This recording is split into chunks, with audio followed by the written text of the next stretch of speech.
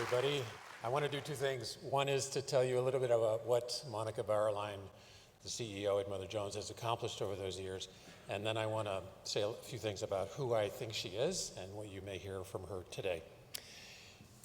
Mother Jones has, through Monika's leadership, provided a home for 100 reporters and editors to do their work in 3 bureaus around the country, reaching 8 million people every month, with investigative reporting that has changed the culture and changed the outcome of presidential elections. And it's thanks to people like you that that has been possible. We're deeply appreciative to everyone in the audience who reads our work, supports us, and really finds the rationale for reader-supported journalism as a central part of what the kinds of organizations that they support for social change. All this is why Monika and Clara Jeffrey, our editor-in-chief, were awarded the 2019 IF Stone Medal for Journalistic Independence earlier this year from the Nieman Foundation at Harvard. They gave it to Monika and Clara, quote, in recognition of their enduring support of investigative reporting and independent journalists. And they went on to say that Monika and Clara have done a spectacular job of bringing Mother Jones fully into the digital age and continuing the groundbreaking investigative reporting that Mother Jones has been known for since we launched in 1976 in the aftermath of the Watergate scandal. It's also why in 2017 Mother Jones was recognized as Magazine of the Year by the American Society of Magazine Editors, and why PEN America recognized Monika and Clara as having been the leaders in transforming Mother Jones from what was a respected, if, quote, under-the-radar indie publication to an internationally recognized powerhouse. Not bad. She's fun to work with.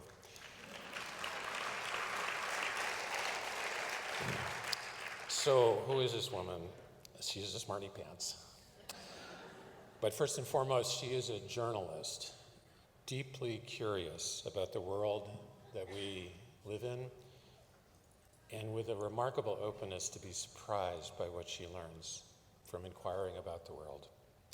She's a superb writer and editor who expertly deploys her craft to introduce all of us as readers to stories through character-driven narrative. But then she takes it the next crucial step, turning a personal problem, as C. Wright Mills, the political scientist, wrote many years ago, into a public issue, and lifting the story up into an analysis of systems of oppression and control, but also pointing us towards solutions and right actions. As a journalist, Monika is professionally skeptical of extravagant claims and looks at the world through a lens of verifiable facts. But I think what you're going to hear as well in just a moment is a talk from someone who has a deeply held moral and ethical view of the world and is motivated primarily by the passion and promise of what humanity is capable of achieving when we bring our best selves to the work. She has a remarkable quality of being fully present with someone while never losing sight of the work at hand. And like gravity, she seems to be able to do that at a distance. And I want to close my introduction by quoting from a note that we received from a donor of ours recently in response to a fundraising letter that we sent out for a very special and very challenging fundraising campaign that we're doing these days. This donor made a lovely contribution to us for our reporting and went on to write a handwritten note on the card back that went like this. Dear Monika, I could already walk when Hitler assumed power on January 30th, 1933.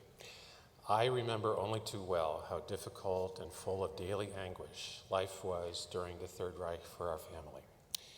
The moment for Mother Jones, that's the campaign we're doing, brings me hope in our current horrific moment in history, especially here in the USA. My donation and pledge comes with fervent good wishes. Please welcome Monika Bauerlein, CEO of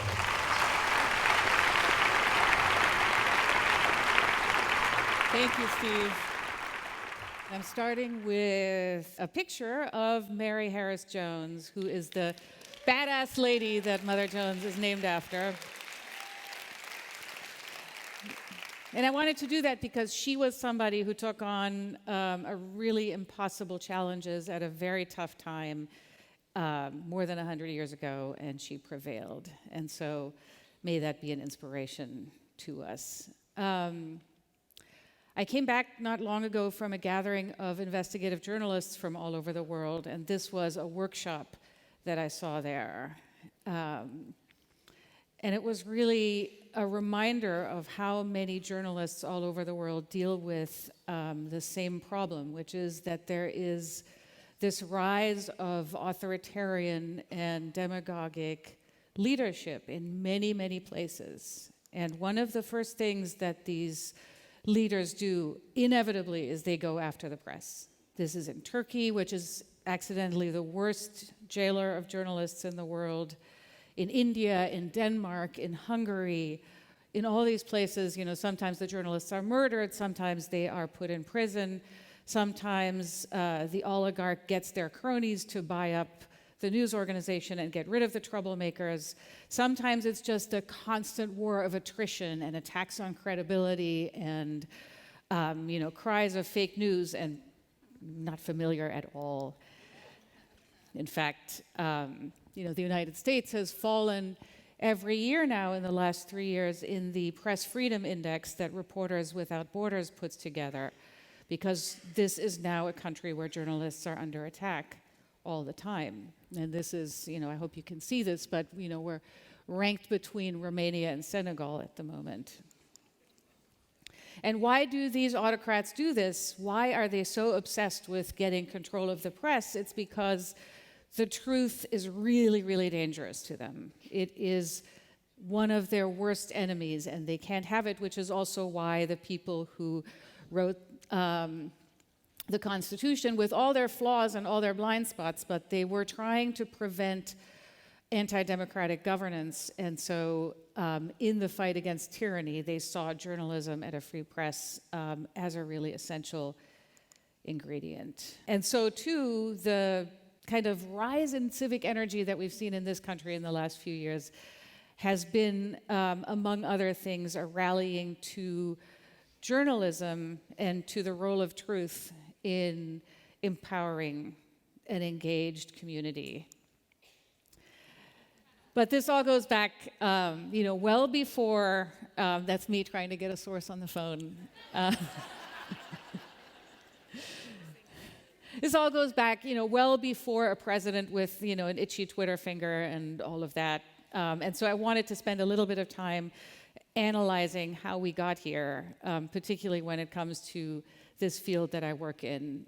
So I've been a journalist all my life, and when I started out, I was living in Germany, where I was born, and we spent a lot of time in Italy as well. And in those countries at that time, the memory of fascism and genocide and war was alive. All the old people around me had living memories of these things and had been, participants or affected by them in some way or another. And that gave me a real appreciation of how fragile democracy can be and how dangerous it is to not fight for it at every step. The Nazis, when they took power, one of the very first things, like all these other autocrats, they went after the press and they melted down printing presses, and you know what they did to books.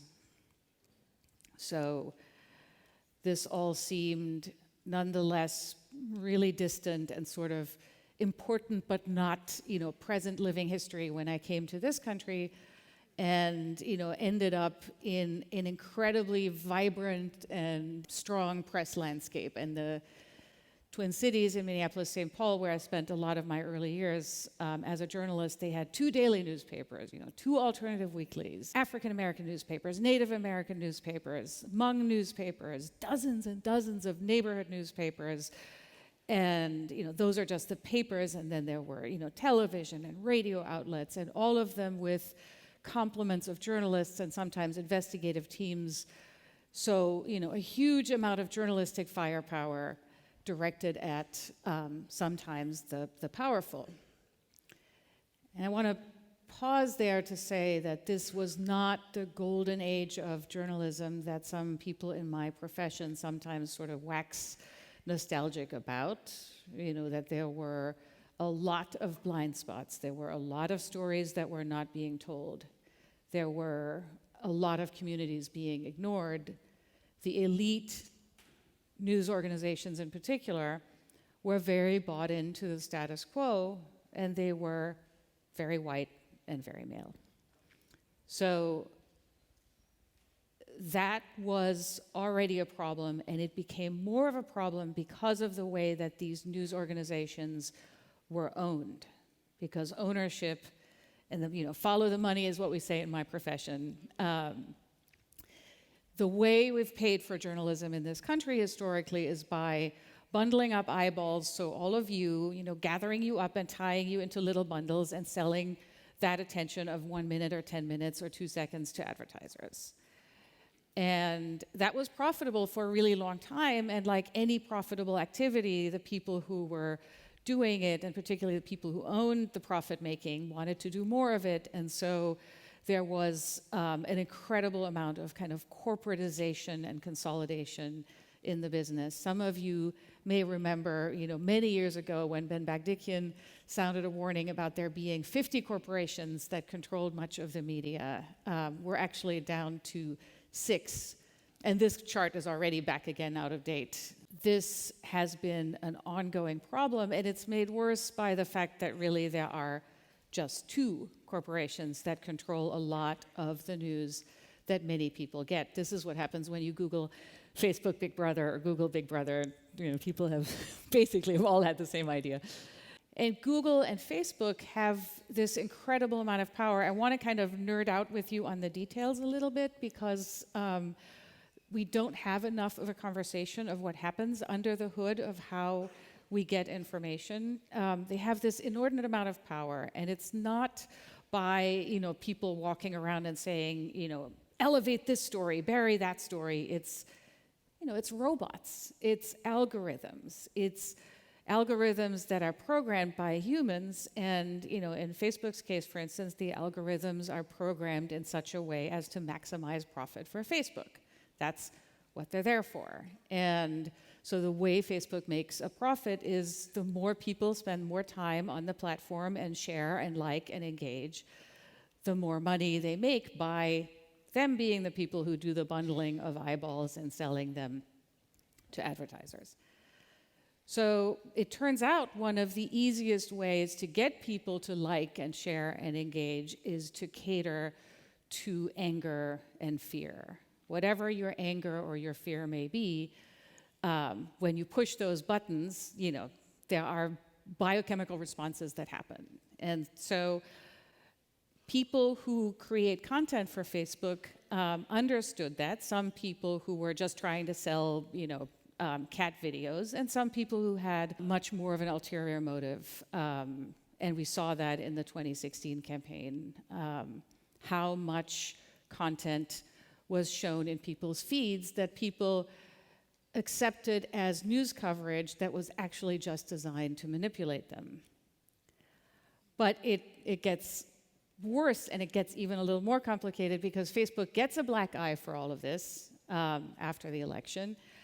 And so they decide to ratchet way back the amount of news that they show in your feed, period. Not just the false stuff, but all of it. And because Mother Jones is a nonprofit and we are accountable to our readers, we can actually show some of this stuff in a way that a for-profit corporation couldn't. And we can also say things about it that maybe not everybody would.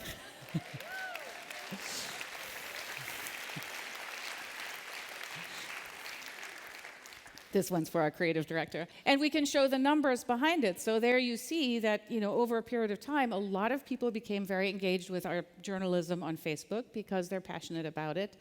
And then suddenly it falls off a cliff in the middle of 2017. And it's not falling off a cliff because people stop being interested in news. In fact, there are more people now who follow Mother Jones on Facebook than there were then, but because Facebook tweaked the robots and the algorithms in such a way that you see less news in your feed even when you have told Facebook that you want to follow news. And that has a huge impact, not just on the information that people see, but also the resources that are available to make that journalism. So, that's just a, not very well-made chart that shows you how Google and Facebook have sucked up the vast majority of the dollars from the eyeball bundling business that used to go to pay for journalism. And, just to bring that Facebook story forward all the way to the present, what happens is Facebook still shows people news, but the news, this is something I did yesterday with a tool where you can see what's trending on Facebook, and you see, the top, on the right are the top 5 stories that happen to be trending at that moment, and it's basically animal news, lad magazines, and conservative, right-wing propaganda. And this is what it looks like every day. It's, Fox News, Breitbart, celebrity stuff, rinse and repeat. And the result is, what has happened to news all over the country. This is a photo of the Philadelphia Inquirer newsroom, but the same, has happened to the news in wherever you live. There were 56 some odd thousand journalists working in just daily newspapers all over the country just 12 years ago. And there are now fewer than half that many. Journalists have actually been losing their jobs faster than coal miners. And I can tell you that in 5 or 7 years, I don't think your city is going to have a daily newspaper if it does today. And this is capacity that is not being replaced. It's not like the internet is generating content that is no longer coming out of these newsrooms. And it's no coincidence that the time frame in which we have seen this implosion of journalism is the same time frame in which we have seen a rise of a different kind of politics, and of a politics that is much more reliant on disinformation and propaganda and ultimately anti-democratic impulses. And just to, the cherry on top is, in this environment, the only people who are investing in news operations are people who have often an ulterior motive, like Rupert Murdoch, and like, Sinclair Broadcasting is another company that you may have heard of that's buying up local television stations all over the country. And you may have seen a video that went viral a couple of years ago where dozens and dozens of these local news anchors were forced to read basically a conservative propaganda script. So that's it. Bye. Yeah, no, we can't leave it there, because at Bioneers we're about solutions. And there is a solution to this, and it's you.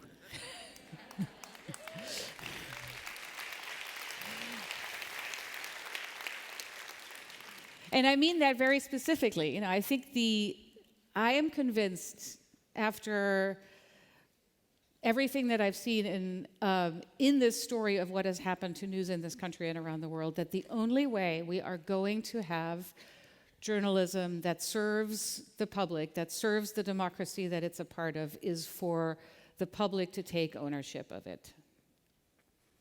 And that is a very different model. So, again, at Mother Jones, we've kind of been a 43-year experiment in creating this sort of model. We were started 43 years ago as basically a crowd-funded nonprofit magazine, and today we are much larger than we were, but 68% of our revenue, as you can see there, comes from our readers in the form of a subscription or a donation.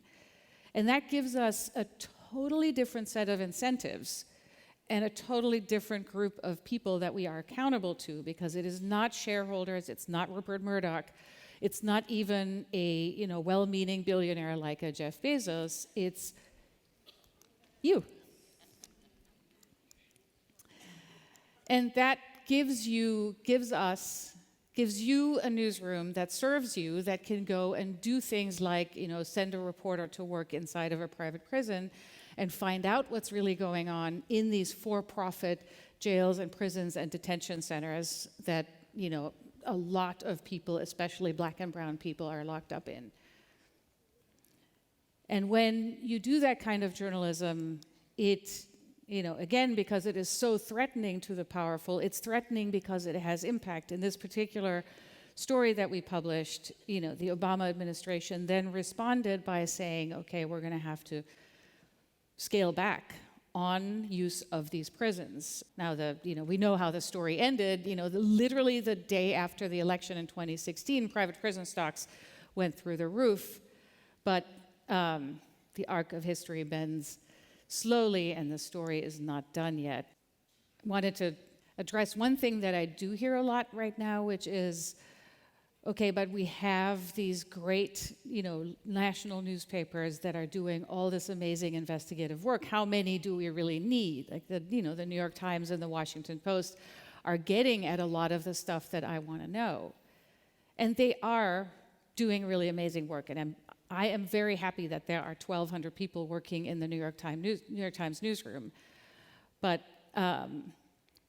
you don't want a situation where 2 elite news organizations, or 3 or 5, are the gatekeepers for what news gets gone after and what news you should see. And as an illustration of that, I wanted to show you what happened on Halloween in 2016, which was the day when the New York Times published the story on the left, and Mother Jones published the story on the right.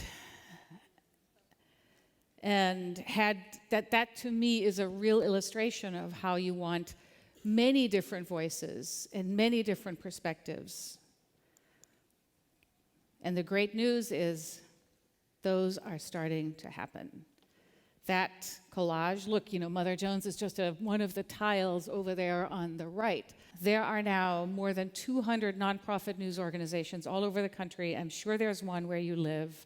There are ones, focusing on particular issues. There are ones focusing on particular communities. There are ones that have 2 journalists. There are ones that have 20. There are in total 2,000 people now working in nonprofit newsrooms all over America. And this movement is... Thank you. You can find them, if you want, at the Institute for Nonprofit News, inn.org, and you can look at what they're doing, whether there's one in your town. They all do fundraising at the end of the year, so there are ways, to get involved at any level that you want. But the great news is this is a movement that's spreading. It's actually spreading around the world. At this conference that I was at, there were nonprofit news organizations in countries where journalists are killed and imprisoned, and yet they are coming together and making this happen.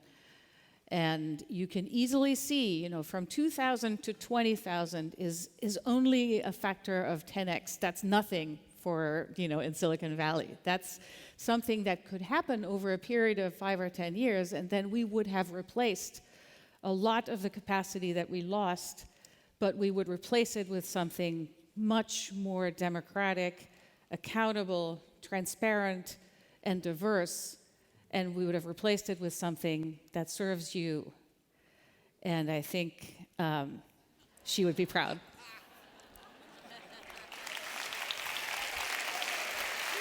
Thank you so much.